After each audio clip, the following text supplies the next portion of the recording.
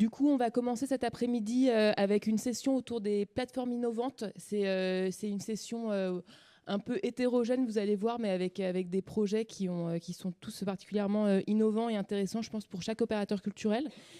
Du coup, sur cette première session, je propose à Aquitaine Culture de venir nous rejoindre.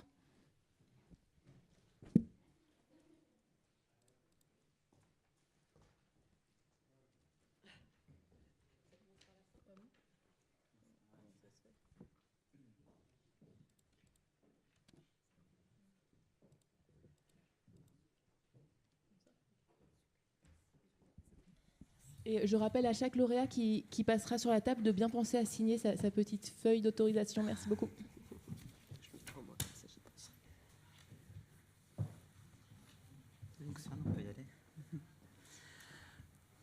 Bonjour à tous, donc Sébastien Carnac, je dirige Aquitaine Culture, Sophie Païta qui est responsable de la communication et du numérique et notamment chef du projet Synapsae, anciennement appelé Culture Mécénat 3.0. Alors, Synapsae, donc c'est la première et unique plateforme numérique de mécénat d'entreprises non financiers, dit en nature, dédiée au secteur culturel. Pour le moment, elle est à l'échelle de la région Nouvelle-Aquitaine et commence à s'exporter à l'international. Pourquoi Synapsae? Donc, une synapse, c'est une zone de contact et d'échange fonctionnelle entre deux neurones. Et le A, le E, c'est artiste-entreprise. Donc, l'idée est évidemment de faire le lien de manière de faciliter et de sécuriser cette relation de mécénat en nature. Cette plateforme a pu voir le jour, elle a été lancée en novembre dernier dans le cadre du mois de l'ESS et elle est soutenue par le ministère de la Culture à travers l'appel à projet services numériques innovants 2016 et la région Nouvelle-Aquitaine et les fonds européens. Voilà. Donc c'est porté par une structure qui s'appelle Aquitaine Culture, qui est un pôle de coopération culture-entreprise où on œuvre à faire rapprocher d'un côté la culture de l'autre les entreprises, donc plutôt en art vivant du côté de la culture, donc musique, théâtre, danse, art de la rue, cirque, et entreprise plutôt numérique, robotique, intelligence artificielle et autres.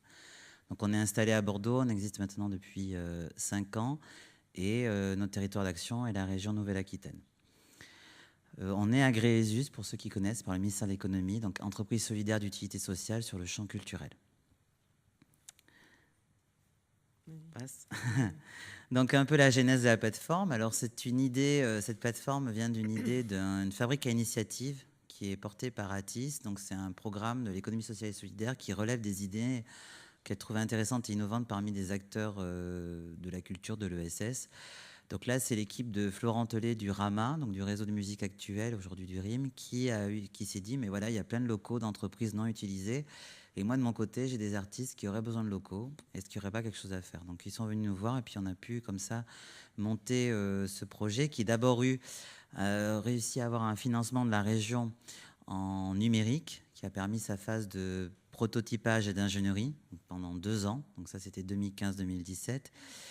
Puis après, le ministère de la Culture sur sa phase de bêta-testing. Et aujourd'hui, cette plateforme est soutenue par la région Nouvelle-Aquitaine en économie circulaire appliquée au champ culturel pour la dimension réutilisation, réemploi et économie fonctionnalité. Alors pourquoi?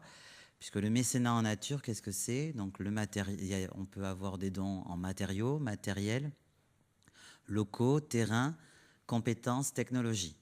Voilà. Donc tout ce qui n'est pas financier. Voilà. Donc on va aller un peu plus dans le détail dans la plateforme, sur la plateforme. Donc elle est accessible en ligne, synapsae.org. Hop. Je pense que tu peux y aller dessus. Non, il ne faut pas la cliquer. Ah. Donc l'idée... Elle est pas cliquable. Alors normalement on va pouvoir aller dessus si ça fonctionne. Ah ça y est, c'est celle d'avant. C'est bon, voilà. Alors l'idée, c'est de rester dans un rapport gagnant-gagnant entre des professionnels, des entrepreneurs et des artistes en facilitant, sécurisant, accélérant la relation de mécénat en nature. Alors pourquoi un chef d'entreprise, un entrepreneur va s'engager dans le mécénat? On retrouve, nous on a repéré 5 grandes familles de raisons pour lesquelles une entreprise va faire un don en nature. Tout d'abord, valoriser un actif dormant, ça c'est ce qu'on retrouve assez facilement. Et il est vrai que ça c'est bien compris par les chefs d'entreprise. Donc ça c'est un argument qui fonctionne assez bien et qui permet une première porte d'entrée pour être en coopération avec le monde économique. Si vous êtes ici des acteurs culturels, pour bien comprendre que voilà, c'est pas forcément le financier qui arrive en premier, mais il faut coopérer avec le monde économique, soit des prestations, soit du sponsoring, soit du mécénat en nature, du mécénat financier. Finalement, le mécénat n'est qu'une traduction d'une forme de coopération. Donc, valoriser un actif, développer un nouveau réseau professionnel, se démarquer par rapport à une nouvelle forme d'échange, renforcer sa notoriété et son image et bénéficier d'un avantage fiscal. Voilà, c'est les 5 grands piliers qu'on a trouvés, 5 grands arguments qui font qu'un mécène, un entrepreneur va pouvoir faire un don en nature. Là, on arrive sur la fonctionnalité, la modalité de la plateforme. Alors, je te laisse continuer, Sophie. Oui, rapidement. Bien évidemment, on ne pourra jamais rentrer dans l'ensemble des pages de cette plateforme, mais je pense que si vous êtes un petit peu habitué aux plateformes d'économie collaborative et d'appel de crowdfunding, très souvent, on va retrouver des choses très similaires. On ne veut pas tout bousculer. Et déjà, le fait de créer une plateforme de mécénat culturel d'entreprise en nature, ça conjugue déjà énormément de choses particulières. Donc, je voulais juste mettre un peu l'accent sur je dirais le menu qui est accessible, bien évidemment, avec une explication comment ça marche, sachant que ça n'empêche pas un nombre très, très important de questions, que ce soit par mail ou par coup de fil ou lors de mes rencontres avec les différents opérateurs ou entreprises, d'ailleurs, des deux côtés. Une entrée, bien évidemment, plus particulièrement dédiée aux entreprises, qui leur explique un certain nombre de choses. Une entrée, bien évidemment, sur l'opérateur culturel, où il va pouvoir consulter des offres ou publier une annonce. Je rentrerai plus en détail tout à l'heure. Consulter, bien sûr, les annonces qu'on met en premier plan. Et puis, une petite zone, bien sûr, d'actualité qui nous permet de mettre en lumière des informations, que ce soit concernant le mécénat ou que ce soit, là, à terme, concernant des coopérations qui se réaliseront des réalités. Et puis, bien évidemment, il faut toujours justifier, savoir qui nous sommes, ce qui est normal. Donc, ce que l'on vous a dit précédemment en introduction sera rappelé ici. Une entreprise labellisée ESUS, donc voilà, que l'on sache quelle est notre mission et pourquoi cette plateforme est faite. Évidemment, il ne s'agit pas d'une plateforme faite pour être lucrative au sens propre du terme. Elle sert à mettre en lien essentiellement. Voilà. Évidemment, sur cette home que j'ai fait un petit peu, un diaporama qui permettra également de mettre en avant soit des projets comme là, le cas, soit une actualité au choix, une explication de la plateforme. À cet endroit-là, on retrouvera bien sûr une vidéo, une motion vidéo qui est en cours de finalisation. Mais il y a eu un focus sur France 3 Nouvelle-Aquitaine, donc pour l'instant, nous l'avons mise là, qui explique, Sébastien explique très très bien, il n'a pas besoin de moi normalement.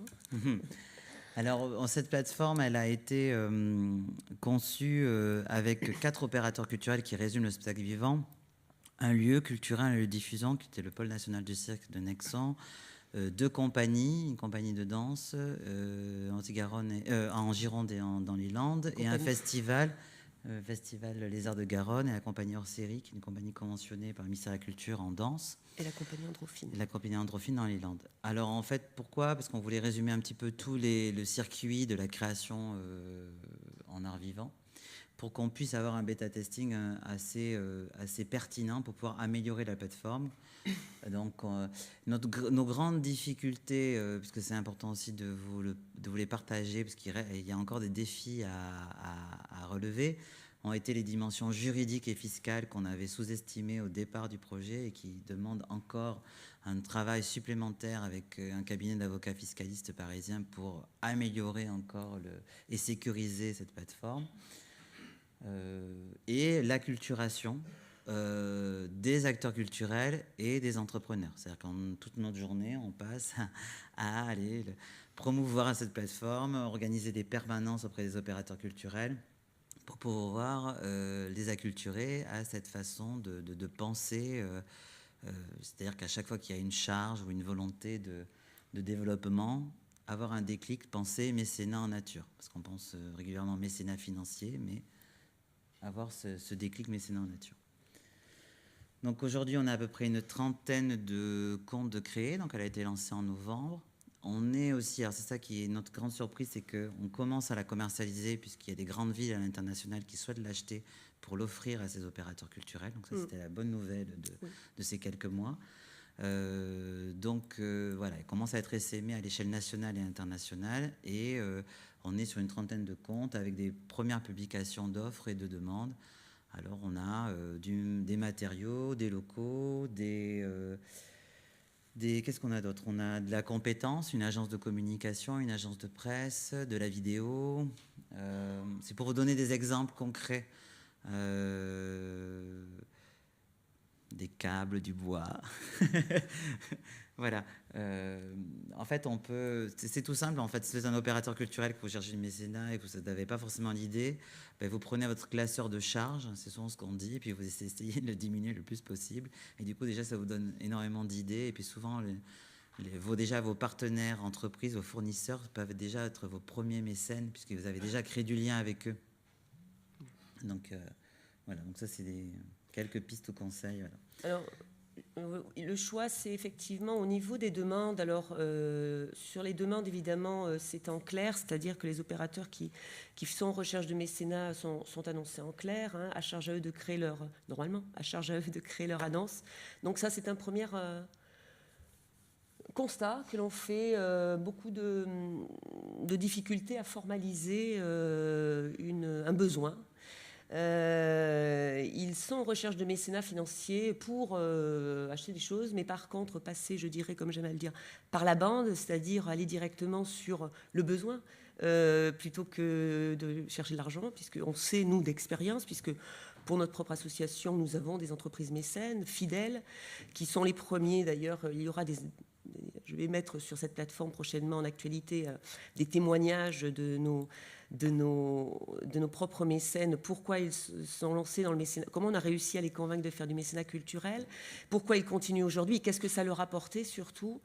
Et je vous assure que je ne les force pas, le fusil sur la tempe, à dire des bonnes choses de nous, ça c'est sûr. Donc je mettrai ces témoignages, c'est extrêmement important. En tout cas, les opérateurs culturels, pour l'instant, ont énormément de difficultés à formaliser. Et moi, je le constate si je rentre dans leur annonce, quand j'ai eu des annonces qui ont été présentées où j'étais, je dirais, presque obligée de leur refaire faire parce que ça n'avait aucune chance de fonctionner comme ça. Je crois qu'il y a vraiment un besoin de formation et d'expliquer, de prise en main. On ne peut pas laisser cette plateforme fonctionner comme tout à chacun qui crée une annonce. Et on voit bien, il y a des annonces qui sont sur d'autres types de plateformes où on se dit telle annonce a peu de chances de trouver acquéreur ou de trouver. Et d'autres qui sont très bien faites où on voit tout de suite les éléments clés. Donc, et de l'autre côté, il y a aussi tout un travail de prospection qu'on fait au quotidien parmi tous les réseaux économiques pour aussi, là, de leur côté, les acculturer à prendre conscience souvent qu'ils ont un actif qui est sous-exploité et qui mériterait d'être utilisé, et d'une certaine manière rentabilisé, mais au moins utilisé efficacement. Donc voilà, là on sait que une annonce, je vous donne un exemple, une annonce là, Festival Jazz et Garonne, qui fait une recherche, qui l'a formalisée, c'est pas fini, je pense qu'il y aurait encore mieux à faire. Avec un bref résumé en haut, ils ont la possibilité de faire beaucoup plus détaillé. S'ils avaient des vidéos à mettre en ligne pour montrer un peu leur travail, ce qu'ils sont, qui ils sont, ils pourraient le faire. L'outil le permet et dans une très jolie enveloppe corporelle, je dirais, numérique, de site. Là, ça n'a pas été le cas, donc du coup, ça n'apparaît pas, mais ils ont vraiment tout loisir de mettre beaucoup de matériel de promotion, je dirais. Là, on voit dans quel secteur ils sont, dans quel champ artistique, culturel ils sont, et quel est le type de demande qu'ils font. Alors, il en va de même du côté des entreprises où il y a la possibilité, du coup, de pouvoir créer une fiche, de publier son offre et de pouvoir présenter l'offre de mécénat, son activité. Sauf que l'entreprise, elle, sera anonyme dans un premier temps parce qu'effectivement, il ne s'agissait pas de mettre en ligne, de dire que telle entreprise à tel endroit offrez tel mécénat et que ça passe effectivement hors de la plateforme. Hein. Il faut effectivement avoir un compte ouvert de la part de l'opérateur culturel pour pouvoir accéder à une annonce et avoir en clair les informations pour pouvoir rentrer en contact avec l'entreprise. Voilà, rapidement. Voilà, on a à peu près fait le tour de manière très succincte. Si vous avez des questions. Dis-moi si j'oublie quelque chose. Merci beaucoup. Sur les... Merci. Juste, est-ce qu'il y a des questions pour Aquitaine Culture? Oui.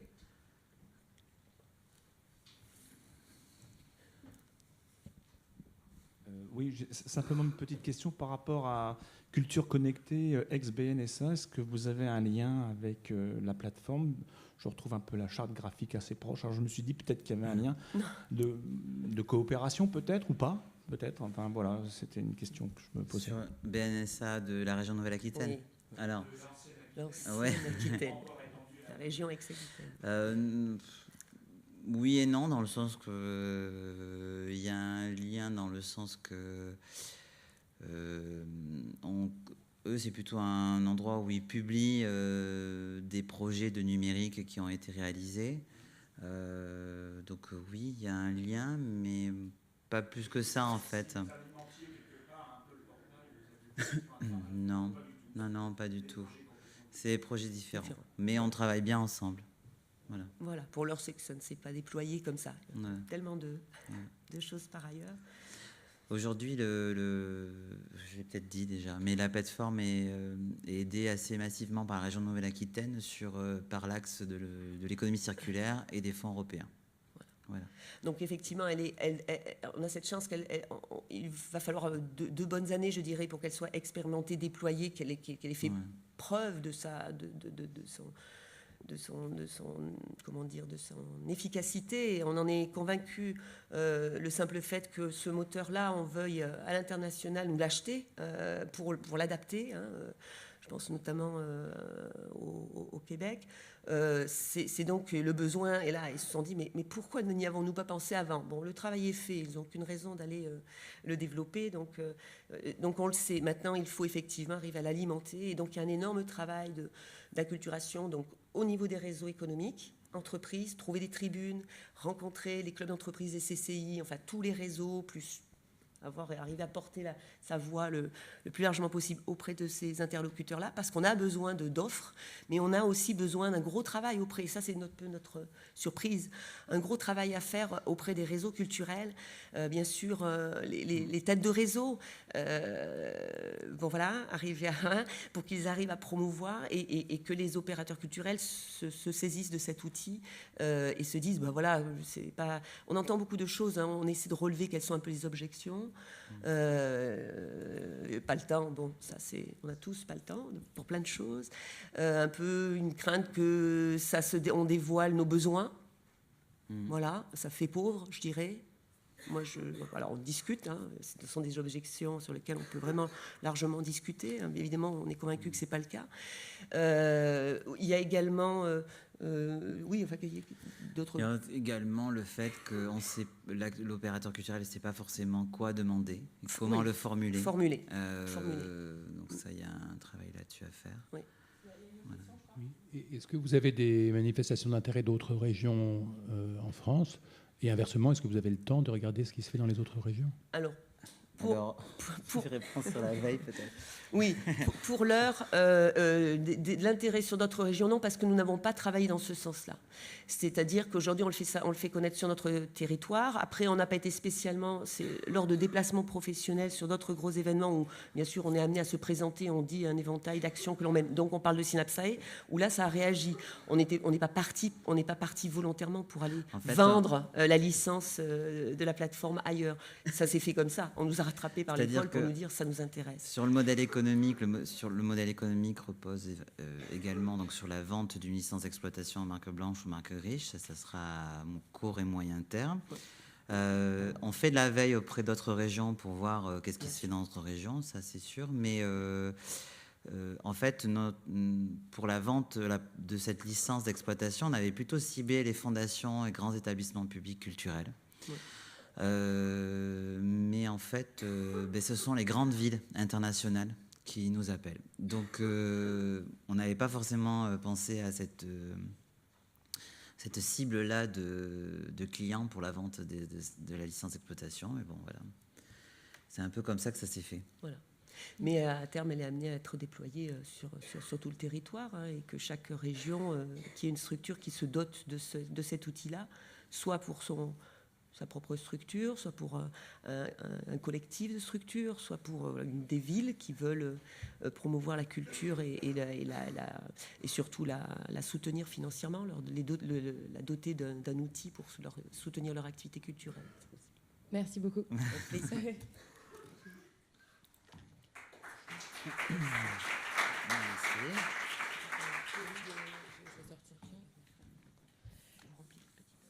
Du coup, on va accueillir